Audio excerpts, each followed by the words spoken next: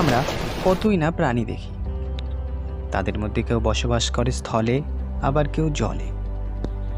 কিন্তু আপনারা জানেন কি পৃথিবীতে বসবাসকারী সবচেয়ে বড় প্রাণীটির নাম কি? আমরা অনেকেই জানি যে বিপুল সমুদ্রের জলরাশিতে বসবাসকারী সবচেয়ে বড় প্রাণীটি হলো নীলতিমি। কিন্তু শুধু কি জলেই, স্থলেও বসবাসকারী যে কোনো প্রাণীর থেকে আকারে এটি অনেক বড়।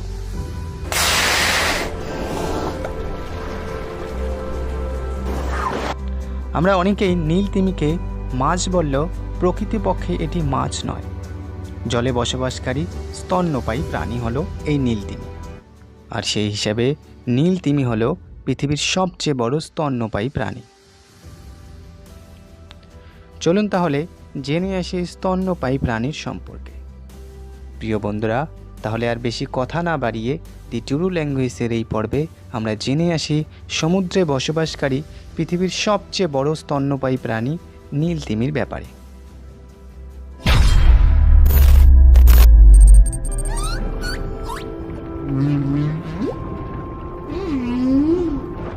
সমুদ্রের অতুলনীয় জলরাশির মধ্যে বসবাসকারী এই নীলতিমির নামে নীল বোঝালেও আসলে অনেকটা ধূসর আর কালচে বর্ণের হয়ে থাকে এই নীলতিমি। কিন্তু গভীর সমুদ্রের জলরাশির ভেতরে দেখলে তখন তাই তাকে নীল বর্ণের দেখায়। এক একটা করে নীলতিমি যেমন তার সুবিশাল দেহের অধিকারী, ঠিক তেমনই ওজনেও পৃথিবীর সবচেয়ে বড় প্রাণী হলো এই নীলতিমি। একটি নীলতিমির নিশ্চয়কৃত দৈর্ঘ্য 30 মিটার বা 100 ফুটের মতো হয়ে থাকে এবং 199 মেট্রিক টন পর্যন্ত হয়ে থাকে এক একটি করে নীলতিমি, যা কিনা 40টি আফ্রিকান হাতির সমান ওজনের হয়ে থাকে। একটি নীলতিমি এতটাই বড় হয়ে থাকে যা আজ পর্যন্ত আবিষ্কৃত সবচেয়ে বড় ডাইনোসরের থেকেও দ্বিগুণ বড়। বন্ধুরা, নীলতিমি যখন এত বড় দেহের অধিকারী, স্বাভাবিকভাবে তার দেহের অঙ্গপ্রত্যঙ্গগুলো আকারে অনেক বড় হবে। আর তাই তো এক একটি নীলতিমির হৃৎপিণ্ড প্রায় 2টো প্রাইভেট কারের সমান হয়ে থাকে, আর এর জিহ্বার ওজন প্রায় একটি হাতির সমান হয়ে থাকে। অপরদিকে এক একটি নবজাতক তিমিরও গঠন অনেক বড় হয়ে থাকে। প্রায় 25 ফুট দৈর্ঘ্যের হয়ে থাকে এক একটি নবজাতক তিমি, এবং এক একটি নবজাতক তিমি জন্মের 3 মাস পর্যন্ত প্রতিদিন প্রায় 500 লিটারেরও বেশি দুধ পান করে থাকে। খাদ্যাভ্যাস হিসাবে নীলতিমির খাদ্যের প্রধান উৎস হলো মাছ, আর তাদের সবচেয়ে পছন্দনীয় খাবারটি হলো ক্রিল নামক এক ধরনের ছোট মাছ। বিশাল আকারের এই নীলতিমি যখন মুখ হা করে এগোতে থাকে তখন তার মুখের ভিতরে আটকে পড়ে লক্ষ লক্ষ ক্রিল, আর এইভাবে মুখ হা করে সাঁতার কাটতে কাটতে খাদ্য সংগ্রহ করে এই প্রাণীটি। আরেকটি আশ্চর্যজনক ঘটনা হলো একদিনে প্রায় 40 মিলিয়নেরও বেশি ক্রিল মাছ আহার করে থাকে এক একটি করে তিমি, যা দিয়ে অনায়াসে 3000-এর মতো মানুষের খাবারের ব্যবস্থা করা সম্ভব। নীলতিমি পুরোপুরি কখনোই ঘুমায় না। তাদের মস্তিষ্কের একদিকের অংশ ঘুমানোর পরেও সজাগ থাকে। তার কারণ হলো যদি তিমি পুরোপুরি ঘুমিয়ে পড়ে আর অক্সিজেন নেওয়ার জন্য সময় মতো উঠতে না পারে, তাহলে দম বন্ধ হয়ে জলেই মারা যাবে। আর এই কারণেই নীলতিমির মস্তিষ্কের একদিকের অংশ ঘুমানোর পরেও সজাগ থাকে, যাতে অক্সিজেন নেওয়ার প্রয়োজন পড়লে উপরে উঠে অক্সিজেন নিতে পারে।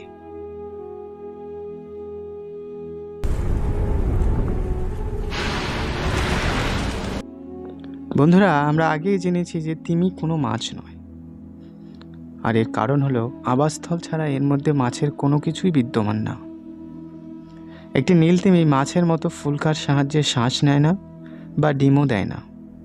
আর 10টা প্রাণীর মতো নীলতিমিও ফুসফুসের সাহায্যে শ্বাস নেয় এবং ঔরসজাতক সন্তান জন্ম দেয়। কিন্তু ফুসফুসের সাহায্যে অক্সিজেন নিলেও মানুষের মতো এত ঘন ঘন অক্সিজেন নিতে হয় না তাদের। আর তাই তো একটি নীলতিমি একবার শ্বাস নিলে 10 মিনিট পর্যন্ত জলের নিচে থাকতে পারে। ফলে একবার শ্বাস নিলে তারপর গভীর সমুদ্রে বিচক্ষণ করতে পারে। নীলতিমি প্রায় 80 থেকে 90 বছর বা তারও বেশি বেঁচে থাকে। বিজ্ঞানীরা একটি নীলতিমির কানের মোম বা ইয়ার প্লাগ দেখে তার বয়স অনুমান করে থাকেন। নীলতিমির প্রতিবেশন মাইগ্রেশন এবং খাওয়ানোর সময় উপবাসের সাথে সামঞ্জস্যপূর্ণ মোমের একটি হালকা এবং অন্ধকার স্তর স্থাপন হয়, আর এই থেকেই একটি নীলতিমির বয়স গণনা করা হয়। নীলতিমি সাধারণত নির্জন তবে জোড়ায় পাওয়া যায়। যখন উৎপাদনশীলতা যথেষ্ট বেশি হয় তখন 50টিরও বেশি ব্যক্তির সমাবেশে নীলতিমি দেখতে পাওয়া যায়। তাদের গ্রীষ্মকালীন খাদ্যের স্থলে মেরুগুলির দিকে ভ্রমণ করতে পারে এবং তারপর আরও বিষুবীয় জলে তাদের শীতকালীন প্রজনন স্থলে যেতে পারে। একটি মজার বিষয় হলো নীলতিমি যেমন সব দিক থেকে আকারেও বড়, ওজনেও বড়, ঠিক তেমনই পৃথিবীর সমস্ত প্রাণীর থেকেও বেশি জোরে শব্দ তৈরি করতে পারে।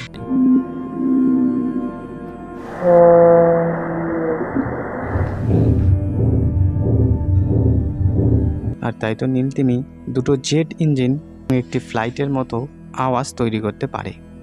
আর নীলতিমির গান সাময়িকভাবে টোনাল ফ্রিকোয়েন্সিতেও হ্রাস পেয়েছে বলে প্রমাণ হয়েছে। নীলতিমির জন্য একমাত্র পরিচিত প্রাকৃতিক হুমকি হলো অর্কা, যদিও অর্কাসের দ্বারা মারাত্মক আক্রমণের হার অজানা। আর অবৈধ তিমি শিকারের ফলে দিনে দিনে আমাদের এই পৃথিবীর থেকে আরেকটি বৈচিত্র্যময় জীব বিলুপ্ত হওয়ার পথে এসেছে। আর তাই 1955 সালে তিমি শিকারের নিয়ন্ত্রণের জন্য আন্তর্জাতিক কনভেনশনের অধীনে উত্তর আটলান্টিকাকে তাদের সম্পূর্ণ সুরক্ষা দেওয়া হয়েছে। আর এই সুরক্ষা 1965 সালে আন্টার্কটিক এবং 1966 সালে উত্তর প্রশান্ত মহাসাগরে প্রসারিত হয়েছে। আগে নীলতিমিদের আকার এবং গতির কারণেই শিকার করা কঠিন ছিল, কিন্তু 19 শতকের মাঝামাঝি সময়ে হারপুনের বিকাশের সাথে এটি পরিবর্তন হতে শুরু করে, যা প্রজেক্টাইল হিসেবে গুলি করে মারা হতো। আর এই কারণেই আন্তর্জাতিক তিমি শিকার কমিশন 1966 সালে সমস্ত নীল তিমি শিকার নিষিদ্ধ করে এবং তাদের বিশ্বব্যাপী সুরক্ষা দেয়। যাই হোক, দিনের পর দিন যেভাবে নীল তিমি শিকার হচ্ছে, আজ যদি সেটা বন্ধ করা না হয় বা আমরা মানুষেরা সেটা যদি বন্ধ করতে না পারি, তাহলে হয়তো এমন দিন আসবে যখন আমাদের পৃথিবীর মানচিত্র থেকে নীলতিমি মুছে যাবে। তাই পৃথিবীর বৈচিত্র্যকে সজাগ রাখতে আমরা যেন নীলতিমি আর শিকার না করি। তো প্রিয় বন্ধুরা, আজকেই বাস এই পর্যন্তই। যদি ভিডিওটি ভালো লাগে আপনাদের বন্ধুদের সাথে শেয়ার করে দেবেন এবং আমাদের এই চ্যানেলটিকে সাবস্ক্রাইব করতে ভুলবেন না। আর এইরকম আরও ভিডিও সবার আগে পেতে হলে সাবস্ক্রাইবের পাশে বেল আইকনটিকেও ক্লিক করুন। দেখা হচ্ছে পরের কোনো ভিডিওতে।